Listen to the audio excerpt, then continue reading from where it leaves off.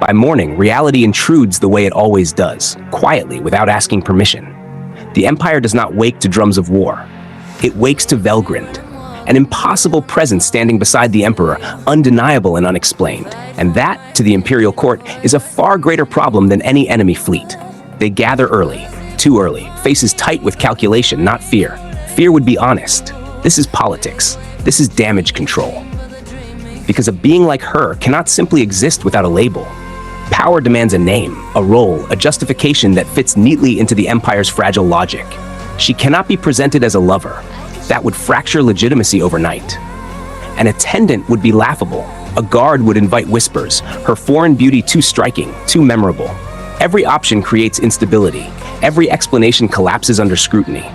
The debate spirals, voices rise. Solutions die the moment they're spoken. Then Velgrynd ends it. I'll change my outward appearance for you. Will something like this work? No incantation, no ritual, no drama. She simply reshapes herself.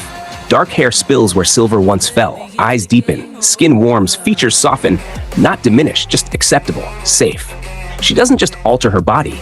She erases the problem itself. Minamoto stares, awe written plainly across his face. Gensei doesn't react, he only nods, as if this outcome was inevitable. Relief spreads through the room like a held breath finally released. Appearances settled. Emperor Oharu decides. Velgrynd is appointed to the Imperial Patrol, a shadowed organization, court guardians who exist both publicly and unseen. Influential, flexible, discreet. The perfect answer, the perfect lie. I hereby name you a member of the Imperial Patrol. She accepts instantly, enthusiasm unmistakable as she dons the uniform. I promise I'll act strictly as your servant around others. The advisors exchange uneasy glances.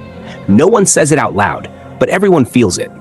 A being who could remake nations has just been woven into the Empire's structure with a few words and a change of clothes. And yet, no one objects. Compared to the Yohma invasion threatening the world, this risk feels almost trivial. So a true dragon takes her place in the Imperial Order, hidden in plain sight. Loyal to one man alone, as the world edges closer to upheaval, the Imperial High Command gathers not long after, fractured, prideful, blind. From his dressing room, Emperor Oharu watches ministers and officers file in, already clashing over jurisdiction and prestige. Army against navy, titles against titles, all while the Empire's fleet lies shattered in the Great South Sea. He knows the truth they refuse to face. This is no longer a war of honor. It is a war of survival. The tension snaps the moment Velgrynd enters. Who are you? And how dare a woman enter this sacred Imperial conference? The outrage is loud, immediate, stupid. Before it can metastasize into chaos, Velgrynd responds. Not with argument, but demonstration. The world blurs. In a motion too fast to track, a handgun is pressed to the man's mouth, calm, steady, absolute. The important thing in this era is analyzing the situation and making calm, rational decisions, she says softly. Do you really deserve to be here? The trigger pulls. Water explodes outward. No bullet. No corpse. But the message lands harder than any execution. Laughter ripples through the hall. Humiliation follows. Fear settles deep. The officer survives because he realizes just in time that her mercy is conditional. Order returns, brittle but intact. Introductions follow. Poorly. She names herself Ryuo, Dragon Phoenix. The title ignites unrest instantly. Arrogance. Blasphemy. Whispers of imperial blood. Symbols clashing with reality. The court bristles again, unable to reconcile what they see with what they believe should exist. That's when Emperor Oharu steps forward. We are facing a severe emergency. What is strange about myself revealing one of the cards I will play? One sentence. That's all it takes. Heads bow. Dissent evaporates. Ryuo is accepted, not because they understand her, but because they understand him. Thus, Velgrynd takes her place in the Empire's highest council. Unchecked, unrepentant, bound only by devotion to the man on the throne. And as Oharu sighs at the trouble she brings, he cannot deny the truth. This chaos may be exactly what the Empire needs to survive what comes next. The conference opens under suffocating weight. Let us begin. Naval intelligence confirms the nightmare. The enemy fleet has halted at Atlantis, the largest resupply port in the Great South Sea. Their numbers match perfectly. No hidden second fleet, no reinforcements waiting in the dark. Worse still, the Imperial Navy has not merely been defeated, it has been taken. Captured warships now sail under enemy control, crewed by familiar faces. Imperial sailors, unchained, unguarded, compliant. The implication is unthinkable. Defection on this scale would shatter the Empire's pride and its future. Silence grips the hall. Then Velgrynd speaks. Quit being silly. None of your friends have betrayed you at all. Hope flickers. Calm, almost playful, she explains what no one else dares to say. The Yohma are possessors, invaders who build power slowly by overtaking human bodies. In a world starved of magicules, full assimilation takes time. Their soldiers are not traitors, they are victims. Relief spreads like breath finally exhaled. If the process takes time, can we rescue them? The hall erupts. Anger, resolve, desperation colliding at once. Yet beneath the fire lies an unspoken truth.